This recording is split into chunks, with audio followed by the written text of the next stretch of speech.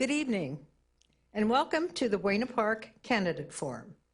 My name is Fran Shermette. I'm with the League of Women Voters of North Orange County. The City of Buena Park, the candidates, and I welcome you to tonight's forum. The League of Women Voters is a trusted, nonpartisan political organization that has been active for 100 years. While we never endorse a candidate or party, we are directly involved in shaping the important issues to keep all of our communities strong. As a League member, I have the opportunity to contribute in ways that have a great impact on local, state, and even national issues. If you are interested in learning about how you can make a similar impact, I encourage you to visit our League website at lwvnoc.org. Membership is open to women and even men. In accordance with pandemic guidelines, we are conducting this forum without any in-person audience. The good news is you are all watching comfortably from home or on your televisions or computers, either as we broadcast live or as you make use of available links on websites or TV channels to view the full recording later. Many of you have emailed questions to us in advance. As is often the case, we have received many more questions and we will probably be able to have time to ask all the candidates, but we will do our very best. Questions have been combined to avoid duplication and have been screened to eliminate personal attacks or questions that do not pertain to the duties of the City Council. Assisting us this evening are our timekeepers, Deborah Vatz and Maggie Lee, who we thank. And now we will introduce the candidates in order that they are seated. We have Arthur C. Brown from District 4, Sharon Smith from District 3, Donna Verona Sipple from District 4, Paul D. Gonzalez from District 3, and Susan Song from District 3. And now we will start with opening statements. Arthur C. Brown, you will start with your first opening statement, please. Thank you. First, I'd like to thank the League of Women Voters and the City Clerk's Office for providing this forum. My name is Art Brown, and my wife Chris and I have lived in Buena Park for the past 46 years. I have served the community as a member of the Savannah School Board for 5 years and as a member of the City Council for 28 years and have served as your mayor 7 times. I retired from the United States Marine Corps as a gunnery sergeant and also served in the Navy and Air Force, both on active and reserve duty, for a total of 30 years. I retired from the Los Angeles County Sheriff's Department after 26 years as a deputy sheriff and a city police officer. During what seemed like a short time on the council, we accomplished many things. The renovation of Larwin Park, the renovation of the Ealer Senior Center, modernization of Beach Boulevard, the completion of the Santa Ana Freeway widening by blocking a transfer of funds to the Garden Grove Freeway, and of course, my favorite, the Metrolink commuter rail station. During my time on the council, I also served as the Orange County Transportation Authority Board of Directors for 15 years and served as the board chairman. This allowed me to make sure that Buena Park received its fair share of transportation dollars and the first 2 buses used for senior transportation in the city. I also served as a member and chairman of the Metrolink Commuter Rail Authority, the Orange County Council of Governments, as a director and chair, and the Southern California Association of Governments as a member of its regional council and chair of its environmental committee and goods movement subcommittee. Currently, I serve as a curator, and I'm the past president of the Buena Park Historical Society. And during the past 15 years, I've served as president for 3 terms of the Buena Park Nude Lions, and hope you will come out to Silverado Days in 2021. Thank you, Mr. Brown. And now we have Sharon Smith. Good evening. I would like to thank the League of Women's Voters for sponsoring this forum and thank everyone watching at home for taking their time to hear from all candidates running for City Council. My husband, Fred, and I have lived in Buena Park all of our lives. We've raised our 2 boys in the city and have 3 generations of family graduated from Buena Park schools. I have proudly served the residents of Buena Park for more than 35 years as president of the Buena Park Coordinating Council, a member of the Buena Park Beautification Commission, Buena Park Historical Society, Silverado Days Committee and Parade, and coordinator of the Buena Park Children's Shopping Spree.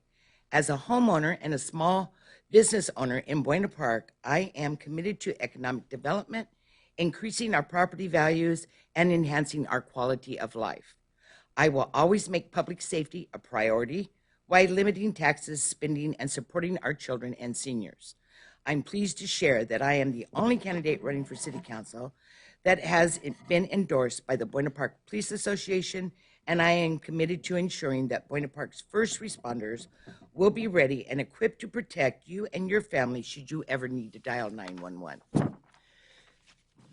I've received numerous acknowledgments and commendations for my service to Buena Park, including being named Buena Park Americana Citizen of the Year. I am honored to be endorsed by numerous residents, community leaders, educators, business owners, and prominent officials, including 6 former Buena Park mayors, and I hope to have your support on Election Day, November 3rd. Thank you. Thank you, Ms. Smith. Ms. Sipple. Good evening. Hello, Buena Park. My name is Donna Sipple, and I'm running for City Council, District 4. My husband and I first met in Buena Park. 10 years later, after saving enough money, we would call Buena Park our home. We chose Buena Park simply because of its great schools and parks and just spacious greeneries around the area. I am running for City Council because I believe it's time for change. My background and strengths include the following. I have experience in providing public service to benefit others. I am a PTA volunteer, Sunday school teacher, a Philippines Red Cross volunteer, and other international disaster relief efforts that may have called my attention.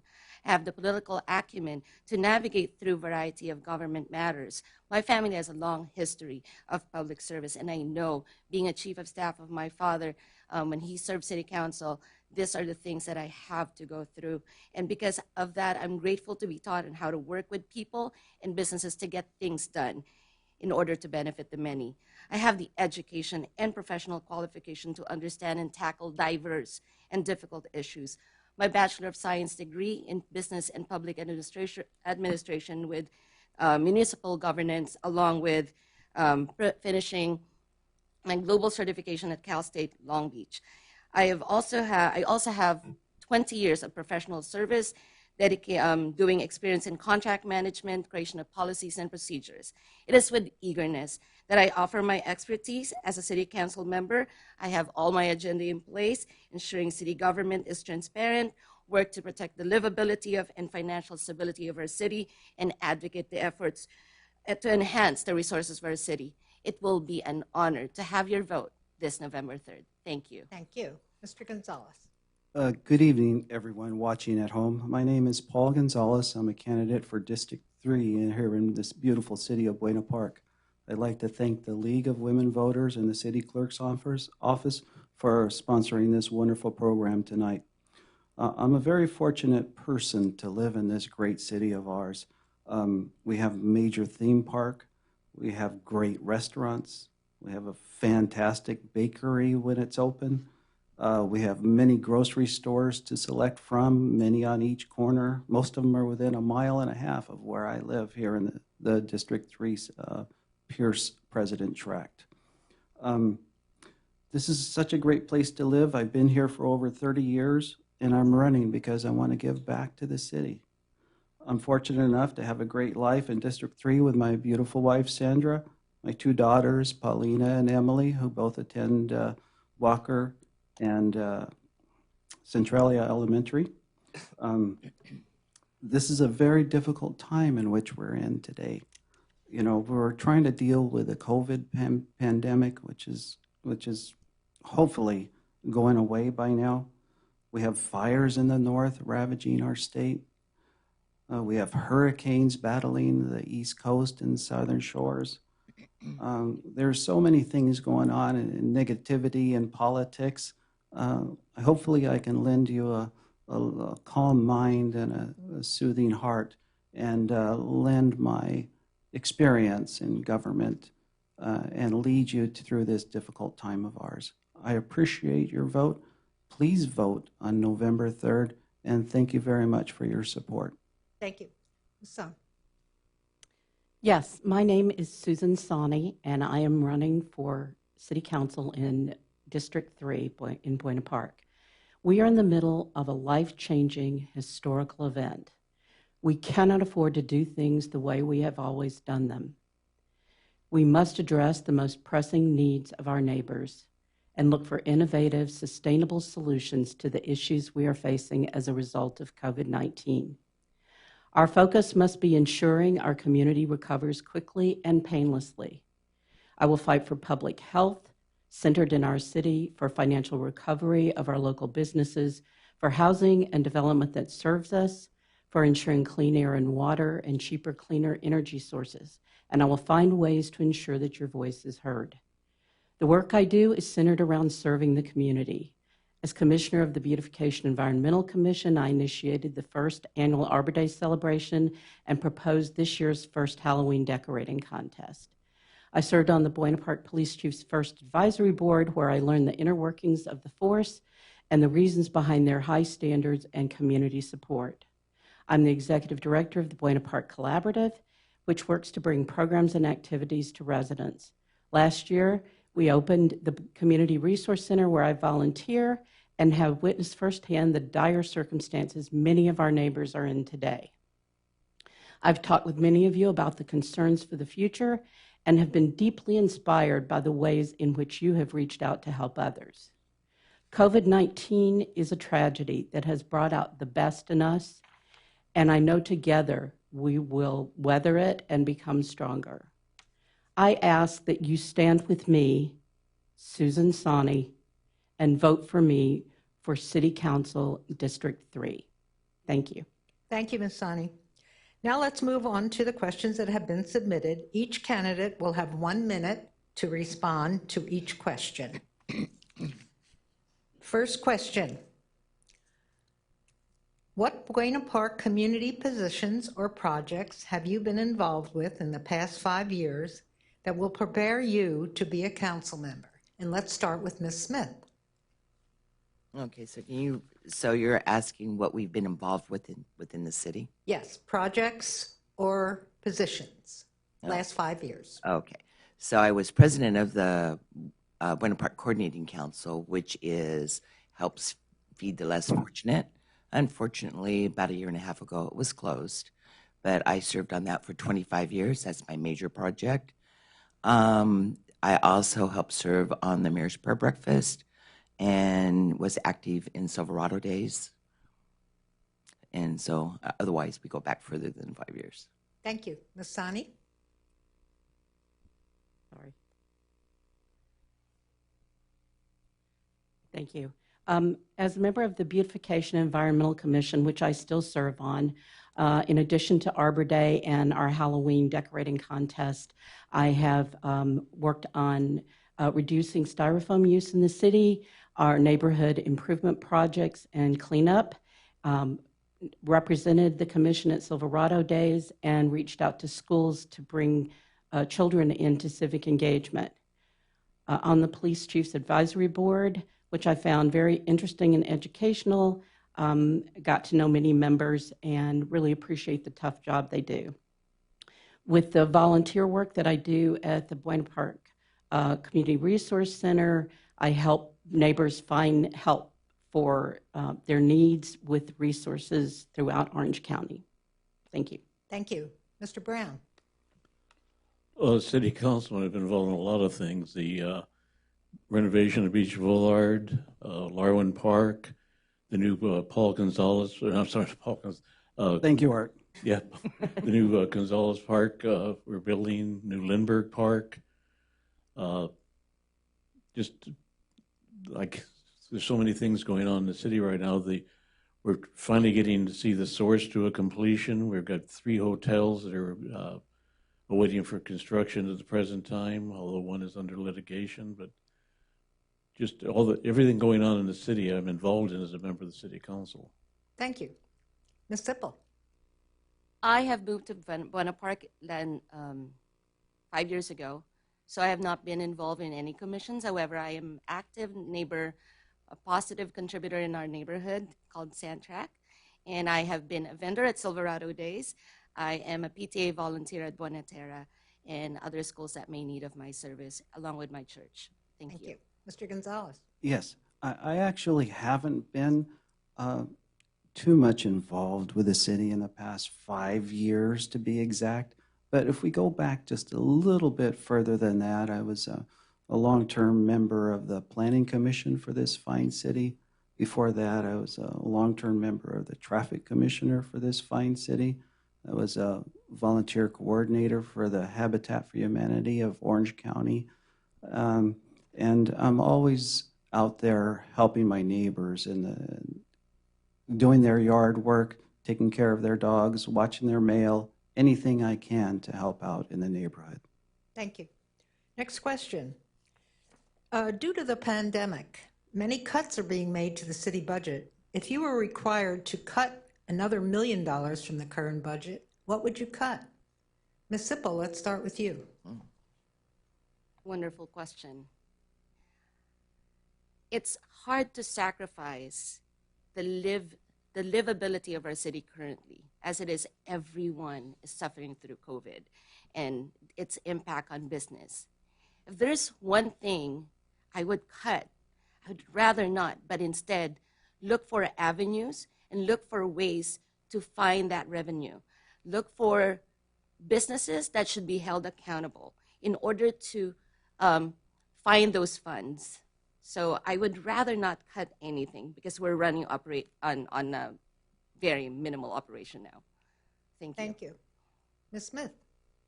I would choose not to cut anything as it is right now.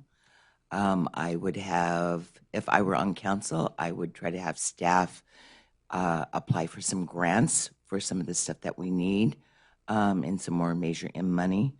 What we could do to be able to make that better, but we're pretty much, I think that the city council and city staff is running pretty bare minimum as of right now.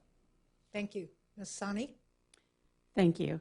I would consider delaying expensive projects for a short period of time and replacing employees for a short period of time in order to assist with the budget. But I would focus on increasing the tax base, looking for more businesses to bring into the city, solve our empty buildings, and increase our very high revenue streams like the auto dealerships. And I would definitely oppose incrementing fees that hurt residents like utility rates and tickets. Thank you. Thank you. Mr. Gonzalez? Yes. Well, if we're going to hypothesize, I'd rather not even make cuts to the annual budget. We're doing fairly well now thanks to the existing policies of the current city council and those before in saving money for a rainy day fund. We have a little bit in reserve, which is more than enough to get us through this pandemic, because after it's done with, our businesses will surely thrive, as evidenced by the ties to the stock market. And one of the things, if I actually had to make a cut to save that $1 million, it would be to impose a hiring freeze for this city. I'd rather not take wages or cost of living increases away from the city. I just wouldn't hire anybody to fill the vacant positions. And also I can impose a benefit for retirement, early retirement. Thank you. Thank you. Mr. Brown? Luckily, if it was only $1 million, we don't have to worry about it. We did have a problem with our budget. Our city employees came to us and deferred a pay raise. We had a very healthy reserve we used. But Tuesday night, our last council meeting, we received $1 million to help us run the Navigation Center, which is our homeless center. We had loaned the Navigation Center $1 million. So we just got it back. We can use it to fill your $1 million hole. Thank you. Thank you. Next question. How do you feel about transparency within the police department, accountability, or defunding of the police department? Ms. Smith? I do not agree with defending the police department at all. Right now, we do have more transparency. You have good and bad in everybody, so no matter what you do, but defunding the police department would not even make any sense. So, and the whole city is actually, as far as city staff and city council, has become very transparency. Thank you. Ms. Sipple? You said transparency, defunding, and the other one was what? Accountability. Accountability. Okay. So I have mentioned it on my campaign flyer that I believe in a citizen-police ratio, police-citizen ratio.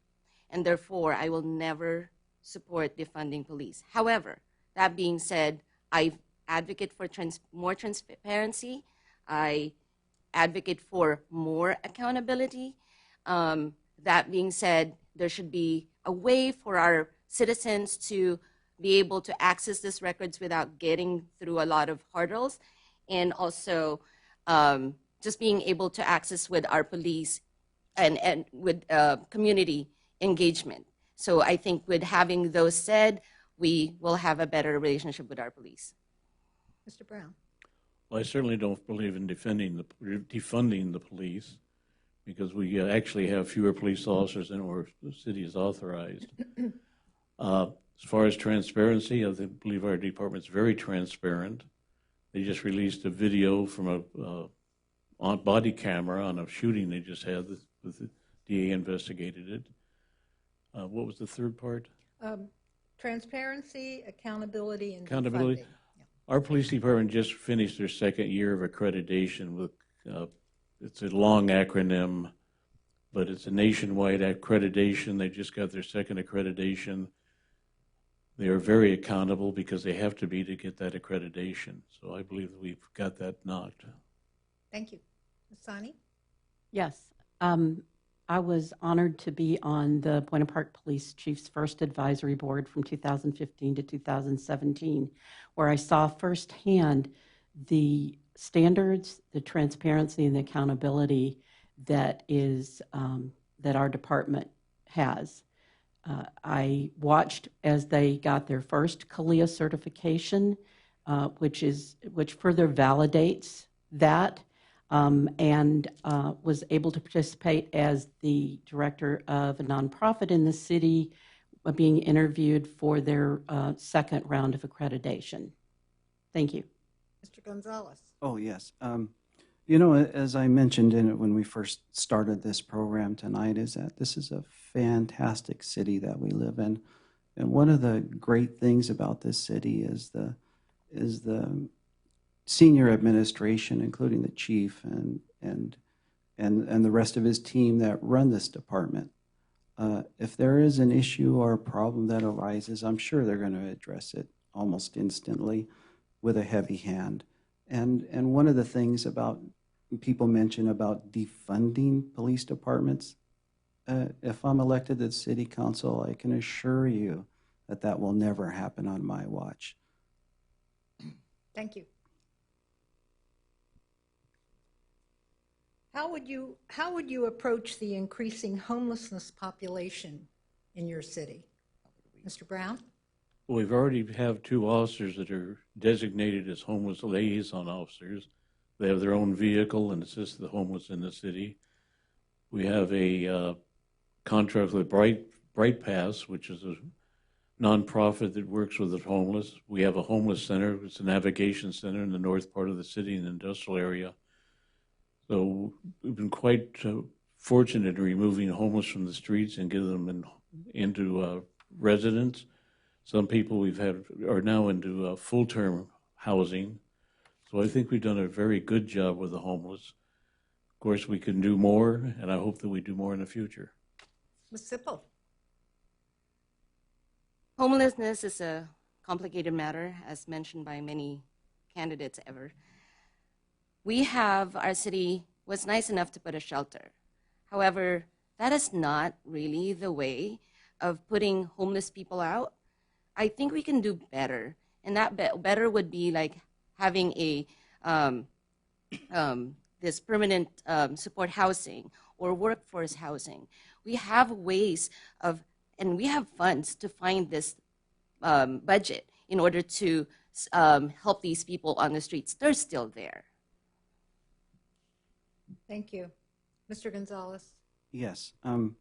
The question proposed to us is a leading question because there are homeless problems and issues, and number of people out there on the street is not so exaggerated as it has been. And we give thanks to the City Council again for providing us with a shelter, for teaming up with Fullerton and providing shelter beds for people. And one of the great things that we have in this city and county is Judge Carter, a federal judge that's imposing mandates and demanding that the other cities nearby, particularly the southern region, take care of the homeless problem within their areas so that the homeless people don't migrate to this area. Thank you. Ms. Sani? Thank you. I fear because of COVID that our homeless population in Orange County may grow. The County of Orange, under a study done by United Way and the University of California, Irvine, showed that Orange County spends $300 million a year on services keeping the homeless on the streets, and that it would be far cheaper to house them. The cure for homelessness is homes.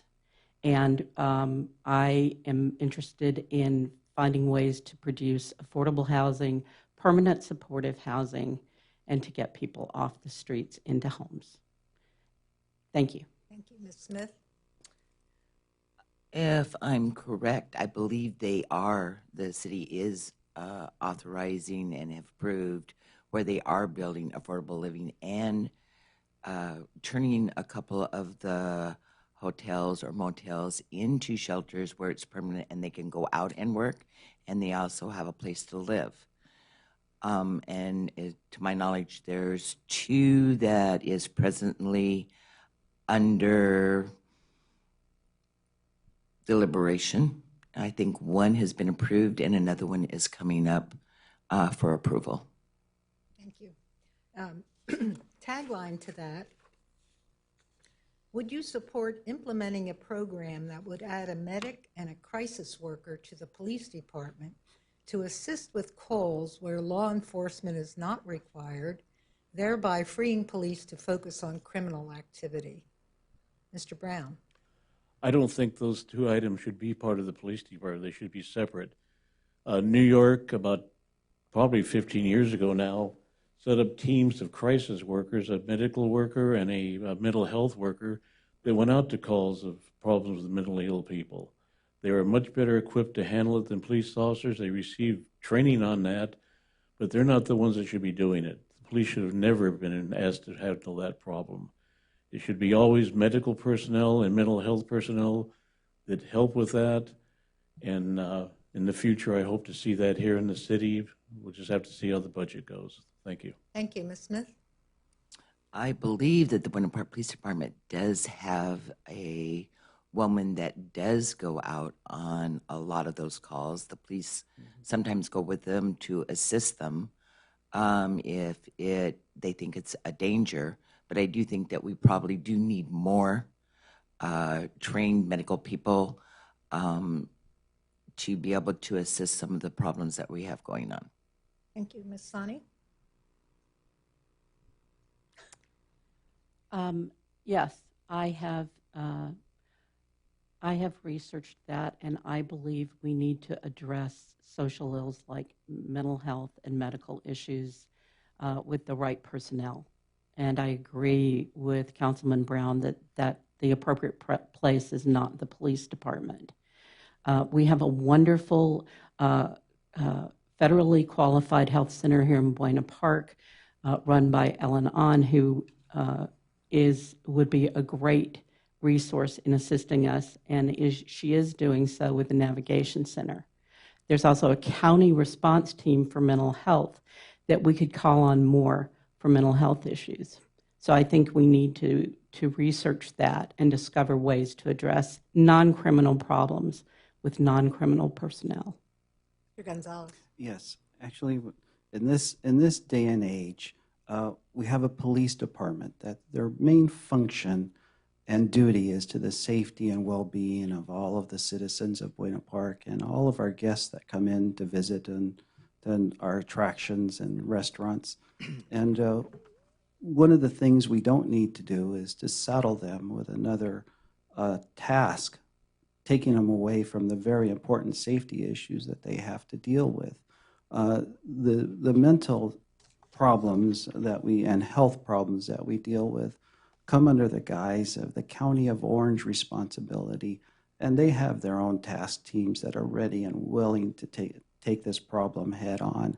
And we just need to infuse a little bit of knowledge and wisdom and how to go about and working the system so that we have the benefits of those teams here in this city. Thank you. Ms. Sippel.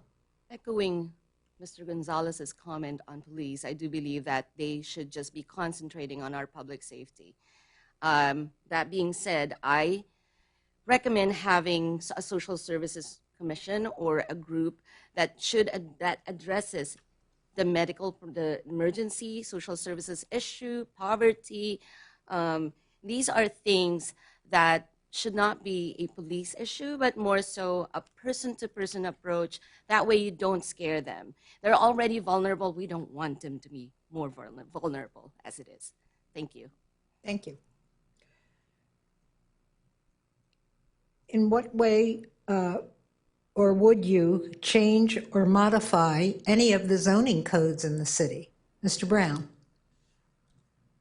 Well, the state's overtaken most of our zoning codes. But I would like to see it made easier for people to come in and get a zoning code, get their property zoned and get built. I believe the city of San Jose, you can wake up at 3 o'clock in the morning, go online and get a building permit, put in the paperwork that way. So hopefully in the future, as we get a little more money, we can do things like that with our building department and be able to issue building permits over the internet and loosen some of our codes to make it easier for people. Not dangerous, but make it easier for people to build. Ms. Sippel. I'm not sure exactly what zoning code are they referring to, if they're wanting to change a certain location to become commercial and then residential. For that reason, I need more information. The question wasn't specific enough for me to answer. Okay. Thank you. Ms. Smith. Well, I'm assuming that the zoning codes has to do with people building and opening businesses and building condominiums and houses in the city. And I also think that we should be a little bit more transparent and helping the builders that are coming in with plans to be able to get them going on their project and to get it in front of planning and then in front of council for approval. Ms. Sani. I believe our zoning code should be flexible enough to allow developers to move quickly and not be stymied and slowed down by a lot of extraneous red tape when what they're doing is already shows that it's in line with the requirements for development that the city has. I think we can use them to help fill those empty buildings and empty strip malls that are in our city, and especially in District 3, and bring more prosperous business into the city. Thank you. Mr. Gonzalez. Yes, when we discuss building codes within our city, the building codes are there for a reason, and one of the reasons is to build this city for the future. We're looking out for our children and grandchildren and planning accordingly. Most of the guidelines we use for zoning codes are federal and state guidelines, and we use them to our utmost abilities. One of the things that I noticed that in reference to zoning codes within this certain city is that we don't permit extra rooms or buildings added to existing housing stock, as in a in-law setup or a grandmother flat or something similar to that. And that's desperately needed in this city even though it may change a little bit, the way the city operates and looks, but we have to deal with the population, as we mentioned, homeless population also. Thank you. The Buena Park Mall, located in District 3, is struggling and has a lot of open and vacant land. What is your vision for the future of the Buena Park Mall? Ms. Smith? To my knowledge, they are submitting some plans on what they would like to do there. The city can't enforce somebody that owns property to do something with it, but I think that the new owner that has come, that he is having some plans and things drawn up to make it a better mall and a better place to live. Ms. Sani? Yes, I believe that we need to make sure that that area is developed with the flavor and the values that the neighboring community has. I would like to see us have a tax increment financing district that would attract developers because they would know that the money, the taxes from that would be spent in the neighboring community to improve that community rather than somewhere across town. And also to help us ensure that we can get local hires. Mr. Gonzalez? Yes, the Buena Park Mall actually does have a few vacant spots, but us intervening in the private transaction, the private sector, aside from our zoning laws and changes, are a little difficult for us to achieve. We can make recommendations. We can encourage businesses to come to Buena Park. We can always ask for a Trader Joe's to relocate there, which would be beneficial to all of us, monetary and food-wise. And I think that just reaching out to businesses that we think might want to come to Buena Park as the center of the Southland would benefit this mall greatly. Ms. Sipple? I think about the Buena Park Downtown Mall every day because I pass by there and I love Chick-fil-A. That being said, inside, across by Bed Bath & Beyond, it's true. Some stores there doesn't even make money, and some are vacant. It's not attractive enough for residents or even from city across to come. It's not the right taste. That being said, we also have a portion, the Sears side. My vision for that really has been something of a affordable housing where it's also mixed with market rate. It's a perfect location to engage young people who wants to have a home. And this is a good way of creating revenue also for our city.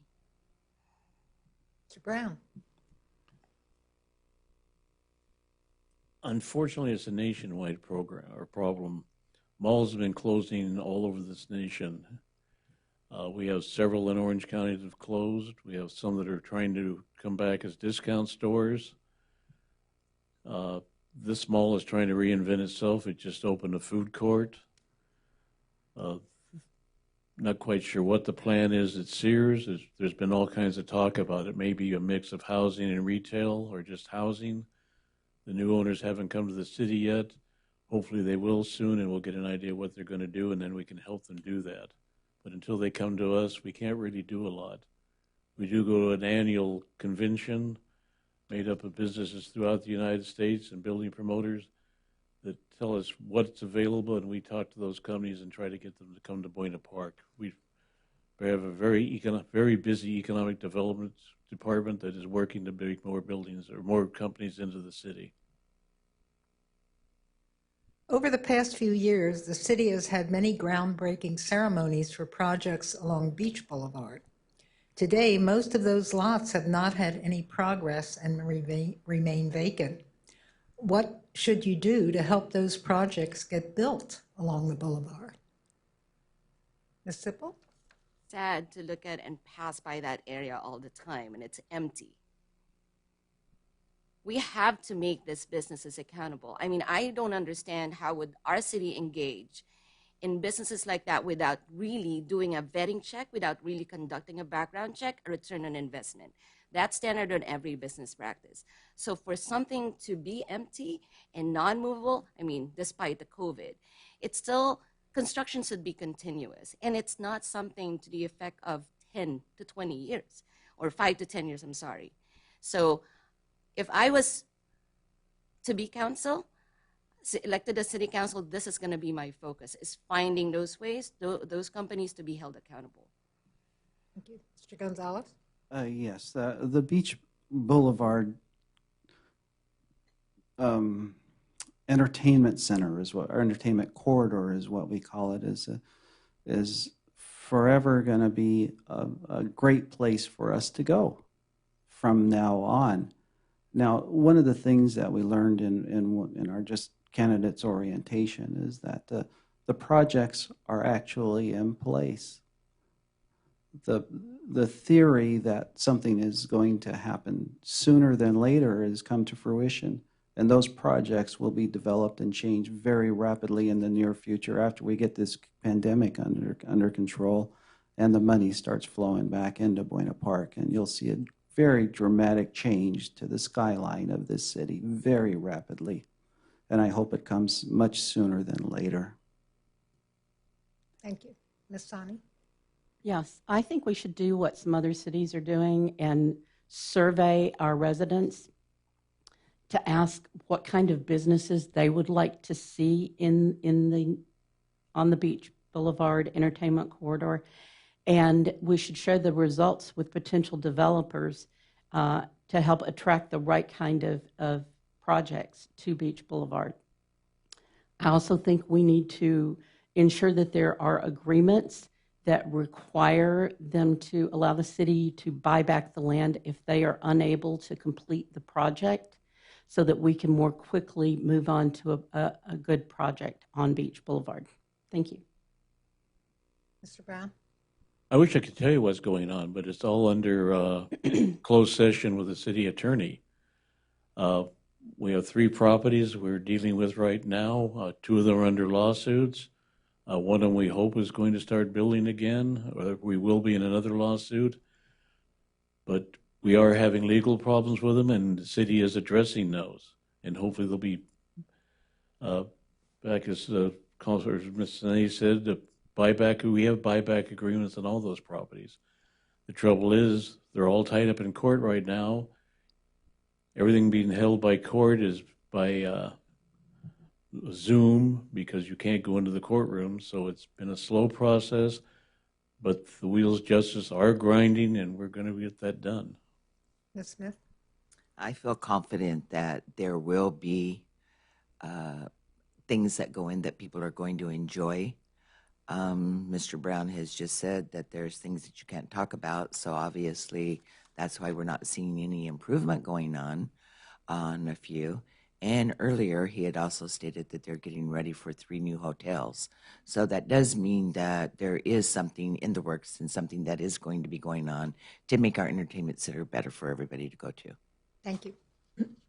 What are your policies on providing low-income supportive housing as well as permanent and affordable housing across the city? What would you do to ensure more affordable housing is offered in the city? Ms. Sani? Well, the state certainly has some requirements for us in that regard, but that doesn't mean that we don't have choices. We can choose to involve the community in that. We can choose to uphold our standards for parking, and we can choose to make sure that we provide housing that people who work full-time in the community can afford. Involving the community is very essential. The permanent supportive housing that we are already working on and can get better on is also essential, and I think it will be done. Mr. Gonzalez?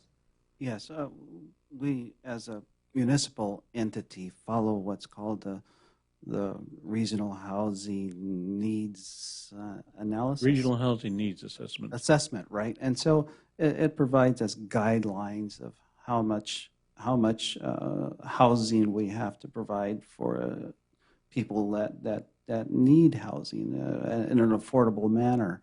And one of the things that I always recommended is that, when I was on the planning commission, is that we go far beyond what those minimum requirements are, and actually require that developments here within this city that is related to housing projects offer a good percentage of affordable housing. I've seen the populations of this area increase, not so much as in Santa Ana or Anaheim, but we've been very fortunate. We've been able to house most of the people here in our city. But the only way to do it is to require builders to increase the housing stock for low-income individuals. Thank you. Ms. Smith? We do have a fairly new facility on Beach and Stanton, or Orangethorpe and Stanton, excuse me, that is affordable housing. And I believe that I had mentioned earlier that there is 2 other projects in the work for low to mod income housing. Mr. Brown? Yes, we have 2 low and moderate income properties in the city. One on Stanton and Beach, one on La Palma, just for the eastern city border. We have a supportive housing unit that we assisted with a nonprofit on I can't remember the name of the street right now, but Whitaker at the Fullerton border. That's when people leave the navigation center, they go to the supportive housing where they learn their skills and get a job and help paid, and they can stay there until they earn enough money to get out and get their own apartment or house. We have a new project coming on Commonwealth, repurposing a motel, which will be used for supportive housing. So, and somebody mentioned granny flats, that we should do that. We already allow granny flats in the city. That's a state law. And we've changed our building codes to allow granny flats in backyards now. So we're doing that also. Ms. Sipple? So year over year, I looked at the census ratings for our city, and we're trending between 1% to 2% increase according to the last 5 years that I've looked at the data. And so that being said, although 52% are homeowners, there's still a good amount of renters in our area. That means we need more housing. Low-income housing, affordable housing, permanent supportive housing, these are all good. Question is where? And also, I think I want to add on to that is the availability of these programs in our city's website, like HUD or FHA. How do we support these programs? How are we making this future homeowners to be able to really afford those homes? Thank you. How would you increase community engagement and ensure that the community has an opportunity to be heard and to participate in your city events? Ms. Sani?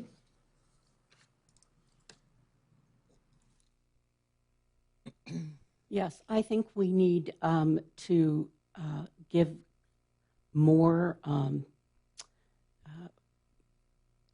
give our commissions more of a voice so that the people on our commissions are giving us more recommendations and more participation about what we should be doing in the city. I think because of the timing of our city council meetings and how difficult it is to attend, we need a way for the community to talk to us and give us their feedback on things, perhaps through some online method. And I believe we should have more town halls where we speak directly with the residents and let them know what's going on and get their feedback on that. Thank you. Ms. Smith? I thought you said community events. Is that correct? Yes. Okay, so for community events, they do advertise that a lot. So they're on social media. They're also on Instagram.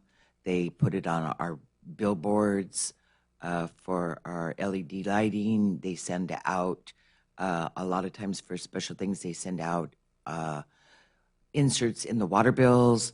They also, everybody gets mailed a Buena Park book, and all the events that are coming up are listed in there. And also, council also announces upcoming events. Mr. Gonzalez? Yes. To be aware of what's happening in your city, all you got to do is go to your mailbox and open it up. The city, as our previous members have mentioned, does connect to the city and makes an attempt to the city as much as possible. We get a quarterly flyer from one of our departments that tells us what's going on in our city, how they can participate in the arts and recreation classes and social activities. So everybody in Buena Park is always aware of what's going on. And if you don't read the mail, just look at the city's website. Every activity is posted there as clear as anything, and so it's very easy to find out what's available in your city and how you can participate. And I hope that all of you do. Ms. Sippel. So print, media, websites, those are all good of communicating to people. However, what's missing is that now we're on a district level approach. Be present. This city council that you have elected, they're available for you in a district level. So my suggestion on top of everyone's would be present, be visible, participate. Thank you. Mr. Brown. I don't think we have any really big problem getting people to attend city events. We just had our summer concerts in the park events. We had 200 to 400 every night. The last night of the concerts, we had 800 people there. We just had our successful run of movies. We had 2 movies at the community center and 2 in the park over at Boyce Rank Park. Very well attended. The last movie was Aladdin, which I hadn't seen first run and enjoyed that. It was really good. Got to see Mulan, the second movie, for the first time. But they're very well attended. I attend all the city events. I see people at them. I think they're very well attended. If we advertise too much more, we're not going to be able to get the people in. But we have to keep advertising and hope we get new people all the time. Thank you. Thank you. Would you be agreeable to limiting the number of terms per council person to 2 per lifetime so that the city elects new people with fresh approaches? Ms. Sippel?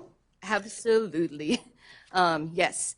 In fact, not only term limits, I want a cap on campaign funds. I cannot believe how candidates can raise $50 to $100, close to $200,000. That's outrageous. So yes, I agree. Thank you. Mr. Brown?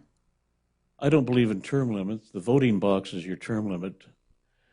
But I support the term limits we have. They're 12 years, 3 terms. Anytime during those 3 terms, a person can be taken out of office by the voters if they don't like what they're doing. So the idea of you have to have term limits to get new people in is a fallacy. It's up to the voters whether or not they want somebody new. And my last election 4 years ago, nobody ran against me. So that shows the interest in my district of who's going to run against me. You have to have people willing to run and get the voters interested to get out and vote. Term limits, okay, we got them, but I don't think they do any real good. It should be the voter, each election, decide who's going to sit in that seat. Thank you. Mr. Gonzalez? One more time, can you rephrase the question, please? Would you be agreeable to limiting the number of terms per council person to 2 per lifetime so that the city elects new people with fresh approaches?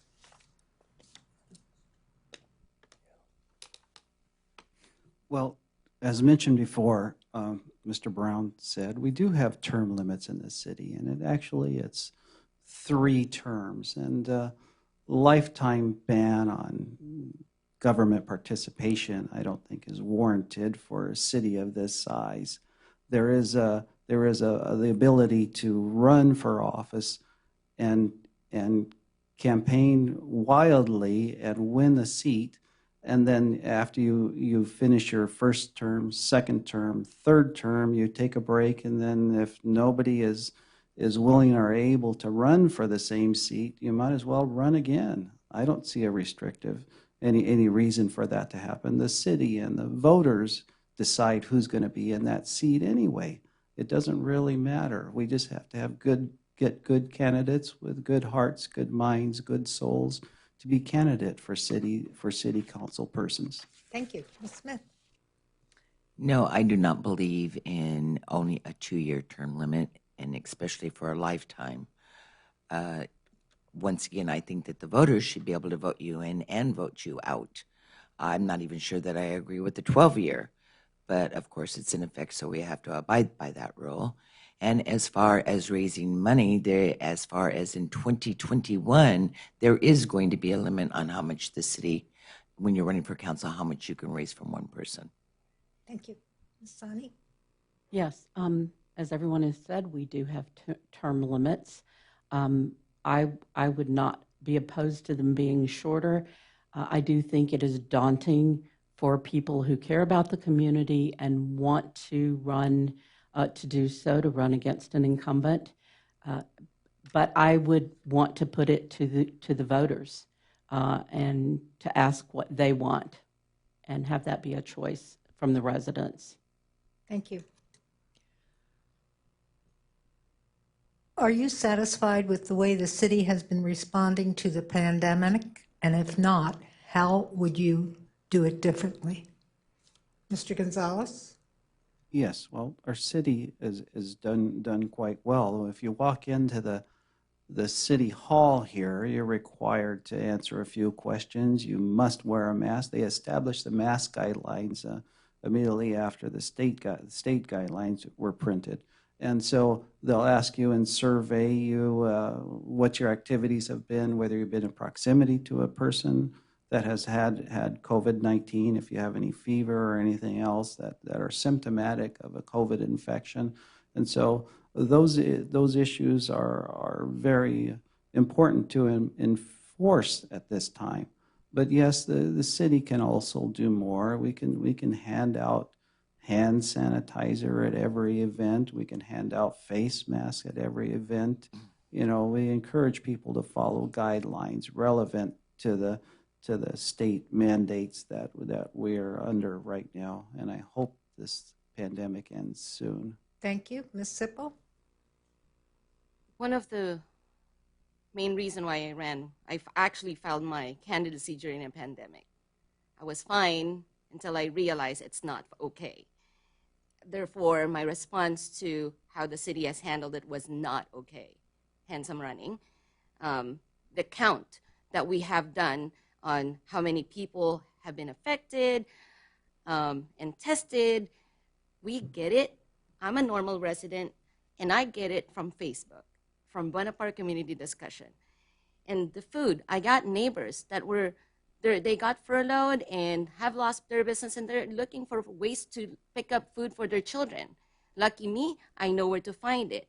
But these are the things that were important to me. I wish that we had a way for our city councilors to go on the district level and check on us. Thank you. Thank you. Ms. Sani? Yes, I, like many of the things that the city has done, I would like more accurate information coming directly from the city on numbers. The city employees have done a great job handling how we interact in city facilities. I believe we would be well served by a public health commission that could do research and make recommendations to the city on things like public health crisis. And I think we need more testing. I held a public health town hall where KCS director and Mayor Pro Tem talked about more testing through a drive-through testing facility, and I'm looking forward to that. Thank you. Thank you. Ms. Smith? Yes. I think that the city actually is following all the governor rules, from the hand sanitizing to the face mask. And if you do go to a function and you don't have a face mask on, they will provide you with one. Also, as far as food, we do have drive-through foods for the seniors. We have trucks for the children, and they are fed. And it is on the city website where you can get it and where you can go and what days and what times. Mr. Brown? Well, as far as the numbers, those come from the county. And the county was very reluctant at first to give us any city numbers. They wanted to keep it just countywide and would not give us any. They finally did, and we publish those as soon as we get them.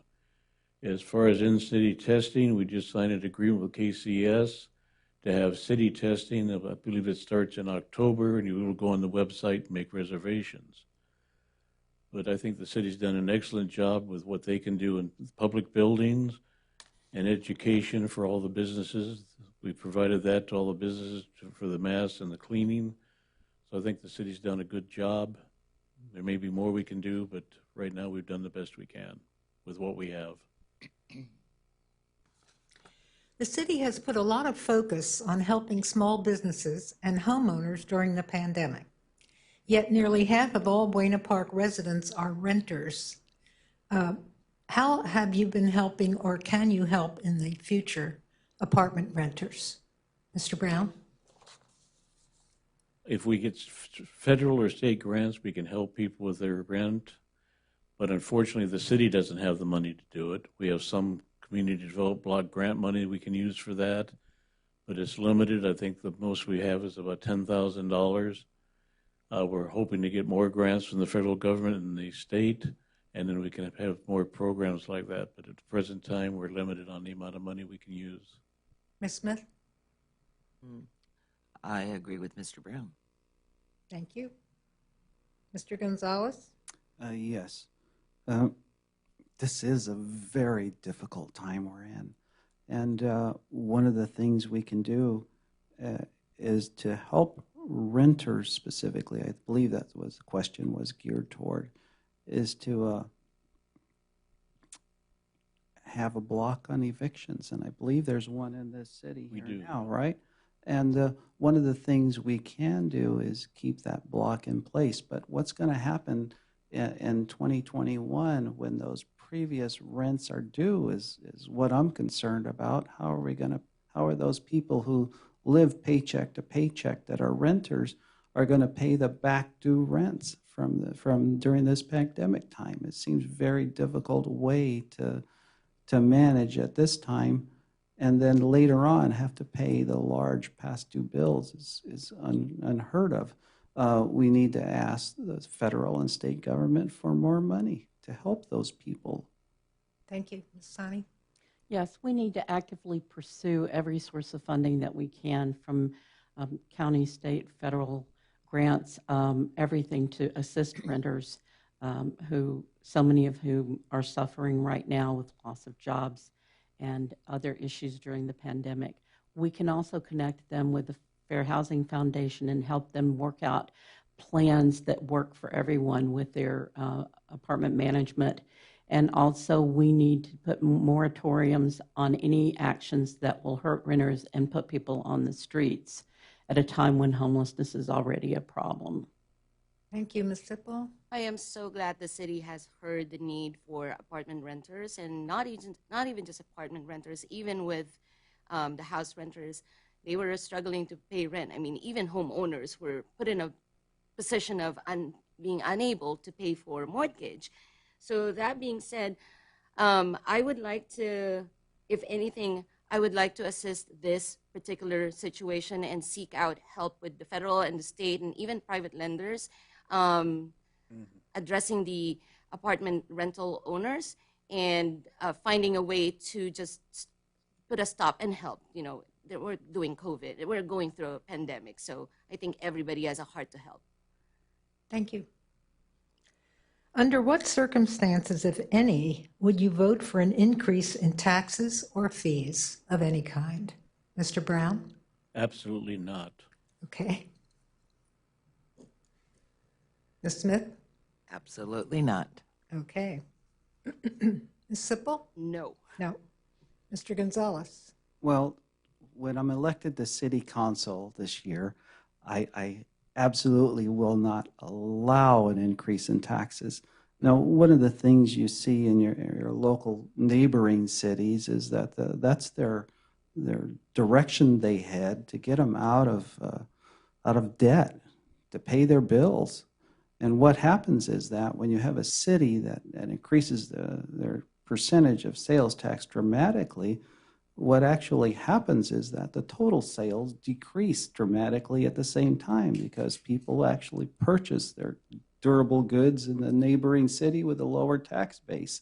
So it's kind of like shooting yourself in the foot. So I definitely wouldn't vote for a sales tax increase at all. Tommy? Yes, I do not support increasing any fees or taxes on residents of the city of Buena Park at a time when they are already suffering during this pandemic. Thank you. Ensuring that there are adequate public safety personnel is a concern to all the residents. We've got many questions about that, and business people. How would you ensure that Buena Park maintains the high level of public safety services currently afforded by your community? Mr. Brown.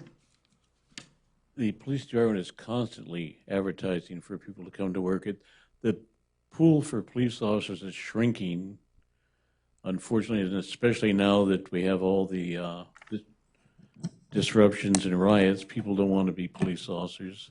It's going to make it even harder to get them. We're maxed out as far as offering more pay for them. If we get a lateral transfer, we can give them a signing bonus. But we just have to keep advertising in colleges, continue working with military installations that have people retiring from there or leaving the service.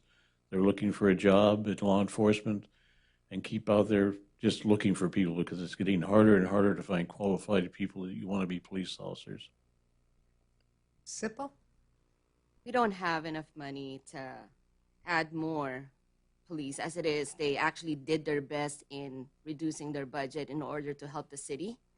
But what I do want to add to it is that we can include, or we can engage with our CERT community and emergency response team, and also teach neighborhoods within. In my district, we have Sand Track, with the Via Track, we have the Mount Track, and those type of communities can actually be enabled to have a neighborhood watch. So if we can guide them on how to be one, then that would help our public safety a lot and reduce property crimes.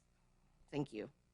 Mr. Gonzalez. Yes, our city is run by a great police department. Thank goodness for that. And our chief will tell us exactly how many people they need to keep this city safe at any given time. And we put a lot of faith in the personnel and admin staff of our police department. And one of the things that Art had mentioned is that there's a shortage of available, viable candidates for police positions.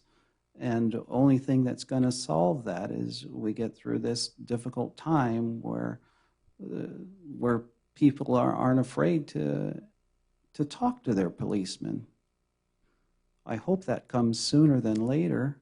The police force issues are just terrifying people. People are afraid to go out on the street. And I hope that our police department is very communicative to the city, and they're doing a fantastic job.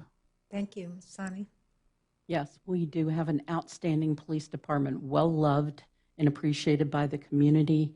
I do think we need to find other experts to help for non-criminal issues, so it would allow them to focus on responding to crime quickly and decisively.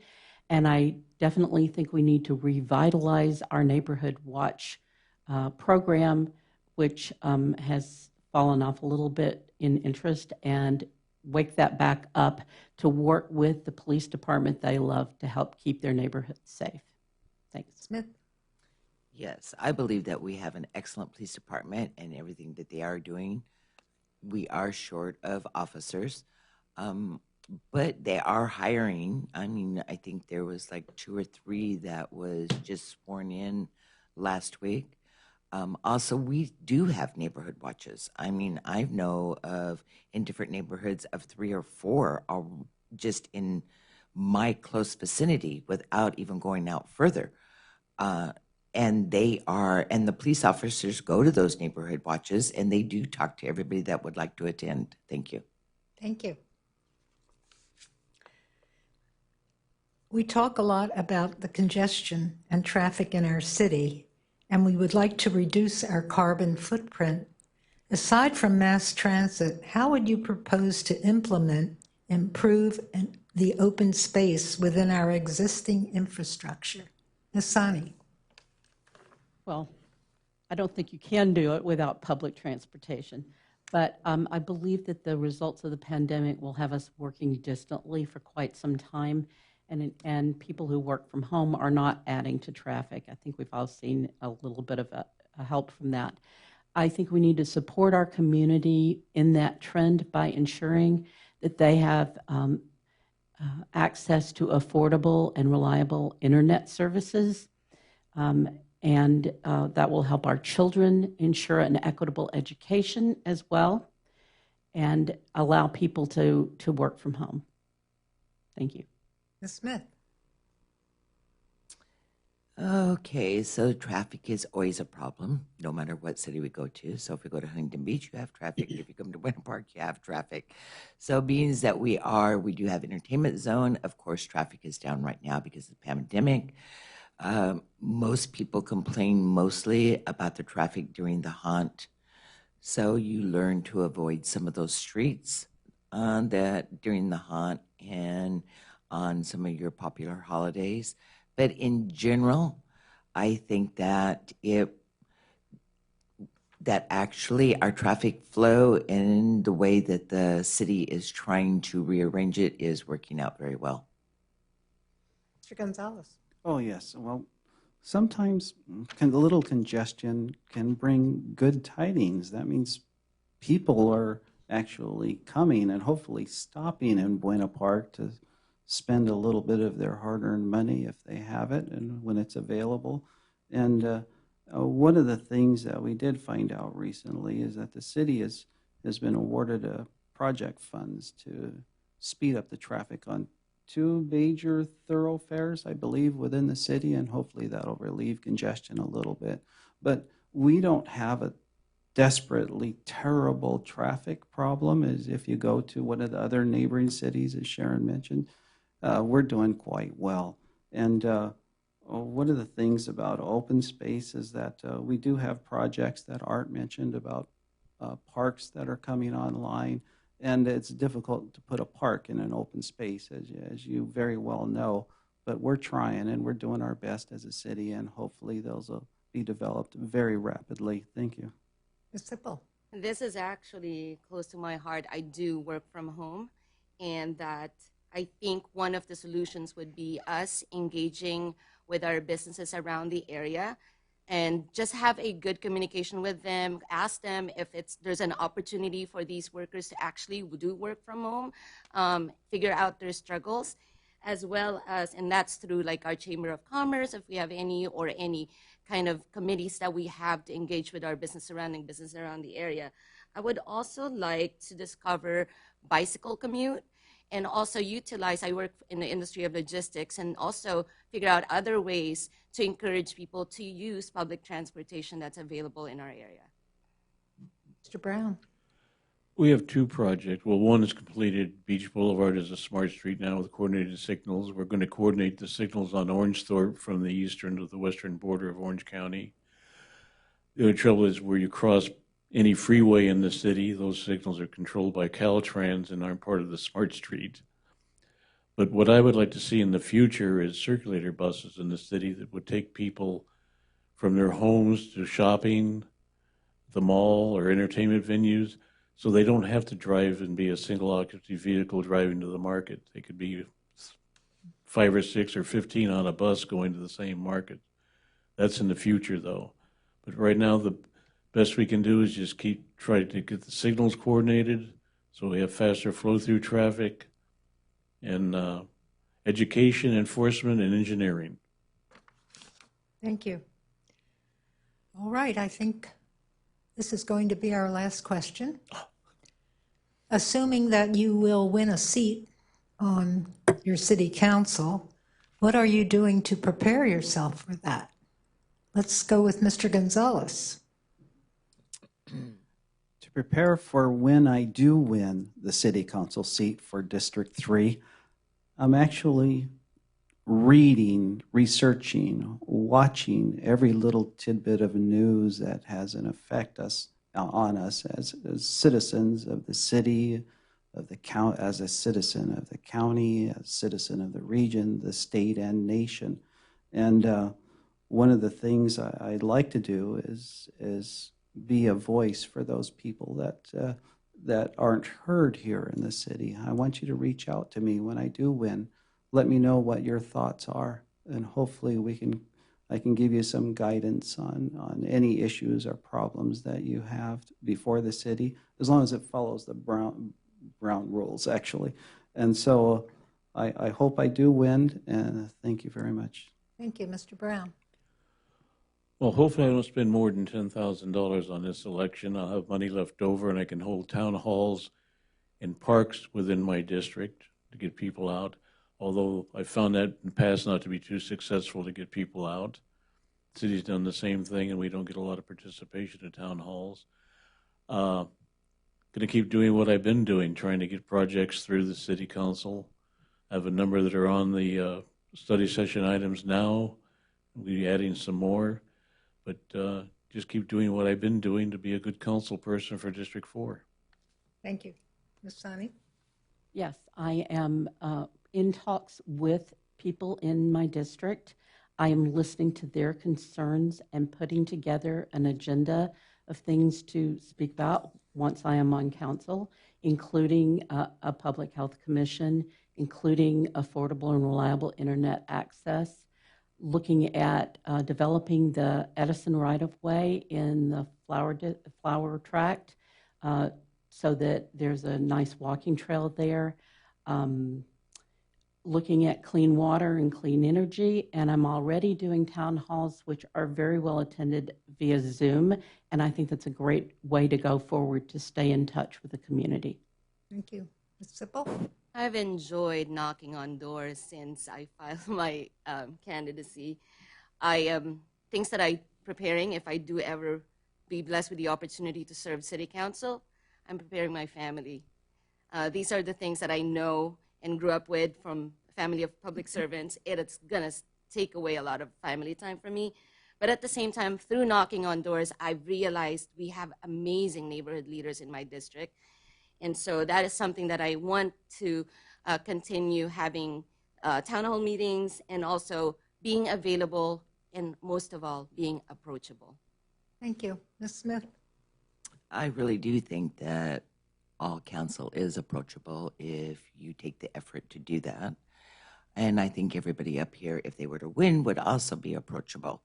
First of all, to get elected, if you're going to be elected this time, you're going to have to start with rebuilding our economy with the pandemic shutdown.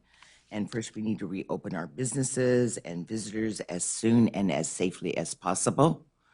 And to continue with our building and our entertainment and try to be open. I think as a council person, I would be open. Everybody has my cell phone on my literature, and feel free to call, and I will do whatever I can to help them. Thank you. And now we will have closing statements. Each candidate will have 1 minute, and we will go in reverse order. So we will start with Ms. Sani. Thank you. Thank you to the League of Women Voters for hosting this forum. Every jurisdiction needs people who run with purity of heart, with deep empathy and solid values, not to benefit their own business, line their own pockets, or serve their own needs. True public service is like parenting. It is an act of love and selflessness. Far too often we see people's guiding principles run astray, and therefore communities suffer. Public servants with high values nurture the public soul, and never has this been more needed. I commit to fight for public health and safety, the environment, and a sustainable, equitable financial future for the city with transparency and open lines of communication. I would be honored to have your vote in District 3. Please connect with my website at susan-sani.com. Thank you. Thank you, Ms. Sani. Mr. Gonzalez. Yes, I'd like to thank the League of Women Voters for sponsoring this program tonight. I'd like to thank the City Clerk's office for arranging it.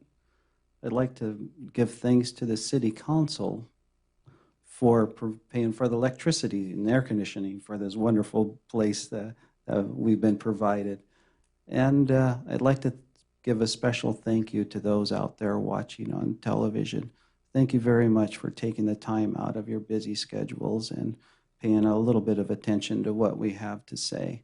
Once again, my name is Paul Gonzalez. I'm running for City Council of District 3 in this fine city, and I appreciate your vote, and I hope you do go out to the polls or send your ballot in, because everybody's getting a vote by mail ballot, and please mail it by November 3rd. And thank you very much for your support. Thank you, Mr. Gonzalez. Ms. Sippel. Thank you, League of Women Voters, for hosting the event, and thank you for all you citizens of Buena Park who's watching, staying safe. I appreciate you a lot. I want to extend my thanks also to my district, who has openly accepted me even past 7 p.m. Thank you so much. I believe in new perspective and openness to work with our community, and I want to amplify the voice of our district, District 4, and the city if I win this election. I want to promote a city council that maintains high standards of local government. I want to bring my expertise to Buena Park. I am a wife, a mother, neighbor, and someone deeply cares and committed to achieving a progressive, safer, and environmentally sustainable Buena Park. It would be an honor to have your vote. The choice is simple. Vote simple. Thank you, Ms. Sippel. Ms. Smith. Thank you again to the League of Women's Voters and all of you watching this forum. I would also like to acknowledge all the candidates sitting up here who have committed their time and energy to get involved in the political process to help improve our city. You are to be commended for the personal commitment you've each made to improve Buena Park. As a resident business owner, community leader, and a former city commissioner, I am the only candidate for District 3 with the experience, skills, and track record and proven service to Buena Park. I am committed to ensuring the quality of life for all of our residents, from our children to our seniors. And I humbly ask for your vote on November 3rd. My personal cell number is 714-553-3212, and my website is voteforsharon.com. Please contact me with any issues, questions, or suggestions you may have for Buena Park. Thank you. Thank you. Mr. Brown. Okay, many have asked why I want to return to City Council during this time of a poor economy. My answer is simple. I want to help the city and community recover and grow after the recession caused by COVID-19. We must work with the Chamber of Commerce to retain businesses we have and bring more businesses into the city to provide jobs and sales taxes. We must not raise taxes or fees on our residents when many are having a tough time providing for their families.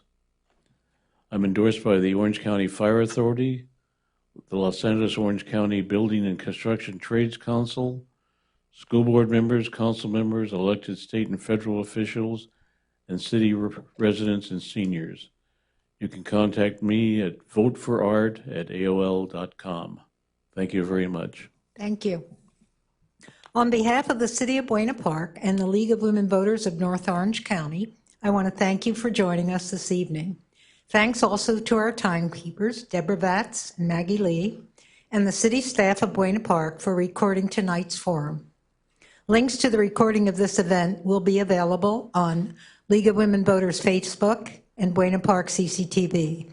On our League website at lwvnoc.org, you will find links to votersedge.org, where candidates for all offices that pertain to your ballot can submit information at no cost, as well as links to the Easy Voter Guide and Pros and Cons, the League's popular unbiased analysis of both sides of all the propositions.